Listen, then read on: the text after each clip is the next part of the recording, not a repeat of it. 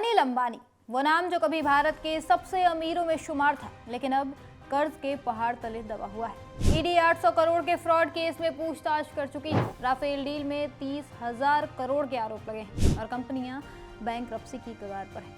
लेकिन क्या आप जानते हैं, इन सब के बीच ये शख्स 2017 से 2019 तक अमेरिका के कुख्यात सेक्स अपराधी जेफरी एप्स्टीन से क्या क्या मैसेजेस कर रहा था। ऐसे मैसेजेस जो बिजनेस से शुरू होकर महिलाओं पर खत्म होते थे। ब्लूमबर्ग रिपोर्ट ने एप्स्टीन की फाइल से ये खुलासा किया है और ये इतना शॉकिंग है कि सुनने के बाद आपको यकीन नहीं होगा। ये पहला मैसेज देखिए, 9 मार्च 2017 का है ये चैट। इसमें अनिल अंबानी ने एप्स्टीन को लिखा, क्या सुझाव है। ये किसी बिजनेस मीटिंग के लिए था, लेकिन एप्स्टीन ने जवाब दिया, मुलाकात को मजेदार बनाने के लिए एक लंबी स्वीडिश ब्लॉन्ड महिला बेहतर होगी। इस पर अनिल ने तुरंत रिप्लाई दिया, इसे अरेंज करो। इस चैट में हॉलीवुड एक्ट्रेस स्कारलेट जोहानसन का भी जिक्र है। एप्स्टीन ने अनिल अंबानी से पूछा कि क्या कोई एक्ट्रेस या मॉडल है जो उनकी प्रोक्लिविटी यानी पसंद को रिप्रेजेंट करती है। एप्स्टीन ने मजाक में कहा, उम्मीद है मेरिल स्ट्रिप नहीं, क्योंकि मैं उसमें मदद नहीं कर सकता।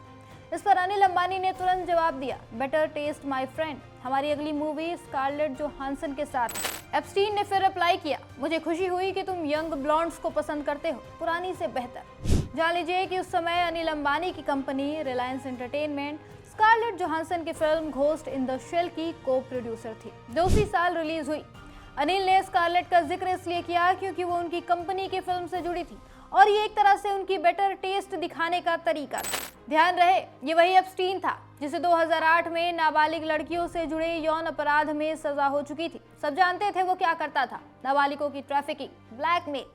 लेकिन इस सब के बावजूद अनिल अंबानी उसके साथ चैट कर रहे थे और ऐसी अरेंजमेंट की मांग कर रहे थे। ये मैसेजेस, ईमेल और चैट्स के रिकॉर्ड से निकले हैं जो अमेरिकी जस्टिस डिपार्टमेंट ने जारी किए। रिकॉर्ड्स बताते हैं कि दोनों के बीच पेरिस और न्यूयॉर्क में मिलने की योजना बनी। मई 2019 में अनिल अंबानी के न्यूयॉर्क दौरे के वक्त एप्स्टीन ने उन्हें मैनहट्टन स्थित अपने घर बुलाया, जहां दोनों मिले। दूसरे ईमेल से ये भी पता चलता है कि अंबानी और एप्स्टीन के बीच अंतर्राष्ट्रीय यात्राओं, बिजनेस मीटिंग्स और वैश्विक मंचों पर होने वाले कार्यक्रमों को लेकर भी बातचीत हुई थी।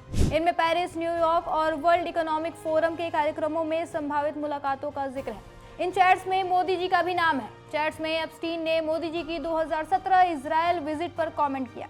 अनिल ने एप्स्टीन से ट्रंप के सर्कल में कनेक्शन मांगे थे, ये मोदी की यूएस विजिट के लिए था। अनिल ने लिखा, लीडरशिप कनेक्शन चाहती है, यानी अनिल अंबानी मोदी जी की विदेशी यात्राओं पर भी एप्स्टीन से सलाह लेते थे। बताते चलें कि एप्स्टीन फाइल्स में प्रधानमंत्री नरेंद्र मोदी को लेकर भी कुछ खुलासे हुए हैं। जेफरी एप्स्टीन ने 9 जुलाई 2017 को भारत के प्रधानमंत्री के बारे में एक ईमेल में लिखा, मोदी ने मुझसे सलाह ली और अमेरिकी राष्ट्रपति के फायदे के लिए इजराइल में जाकर नाचे और गाए, और ये काम कर गया। बताते चले कि अंबानी, हरदीप पुरी और पीएम मोदी के अलावा और भी कई भारतीय और भारतीय मूल के सेलिब्रिटी एप्स्टीन के संपर्क में थे।